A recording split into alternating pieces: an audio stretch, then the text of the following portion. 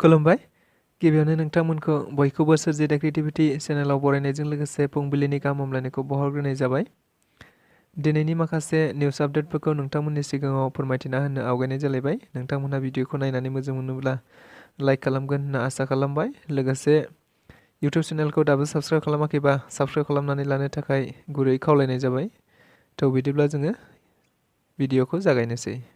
गिबियावनो दङ UPPL सरकारा रावनोबो साख्रि होनो हायाखै।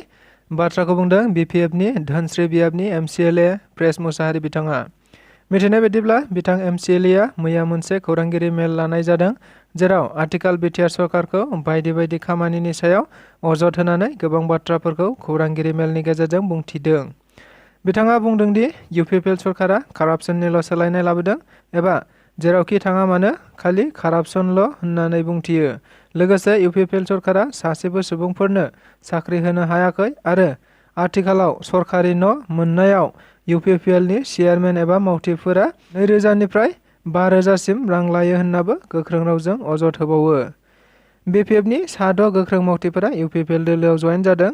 आथिखालाव फैगौ 2024 मायथाइयाव जानो गोनां लकसभा MP बिसायख'थिखौ लानानै ओनसोलाव राजखान्थिनि बार बारनायखौ नुनो मोननाय जादों। लोगोसे बे बायदि समाव गोबां दोलोनि मावथि सोद्रोमाफोराबो दोलो सोलायनायबो होंगो दोंगो जाबाय थानाय बादिनो मैया 40 नं रौता बियाबनि MCLA एबा बिटिआरनि मावफुं सोद्रोमा डक्टर नील स्वर्गियारिनि न'आव थांनानै BPFनि गासै सा6 गोख्रों मावथि बिथांमोनहा UPPL दोलोखौ मोजां मोननानै जयेन जाहैनाय जायो।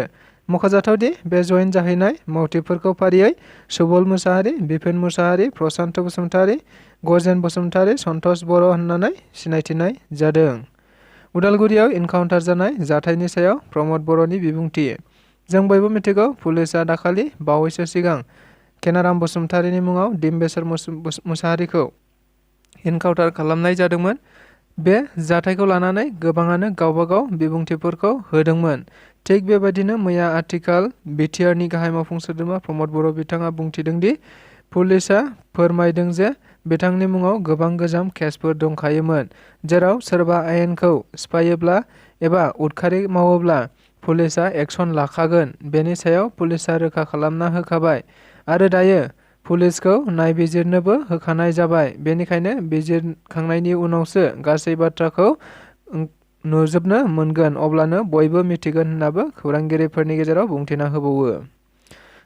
अल इन्डिया ट्राइबेल स्टुडेन्ट एस'सिएशनआ मैया डिम्बेश्वर मुसाहारिनि न'आव सफैनाय जायो, जेराव अल आसाम ट्राइबेल स्टुडेन्ट एस'सिएशन बनसु बिथांमोनहाबो बाहागो लाफैनाय जायो।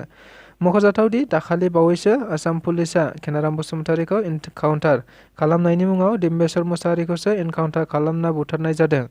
बे जाथायखौनो लानानै मैया बिथांमोनहा खौरां लाफैना थाखाय डिम्बेश्वर मुसाहारिनि न'आव फैनाय जायो। लोगोसे बिथांमोनहा खौरांगिरिफोरनि सिगाङाव जाय पुलिस एबा दायनिगिरिया बे दायजों लोब्बा दं बेखौ थाबैनो हमनानै साजा होनांगौ होननाबो दाबि खालामनायजों लोगोसे बे दायनि सायाव केस फाइल खालामनाय जाबाय होननाबो खौरांगिरिफोरनि सिगाङाव बुंथिना होबावो। क'क्राझारनि शान्तिनगराव 50 बोसोरनिफ्राय थाबोनाय पस्ट अफिसखौ बोखारना गुबुन जायगायाव लांनो नागिरनायनि थाखाय रायजो राजाफोरा खुद्रिसारदों।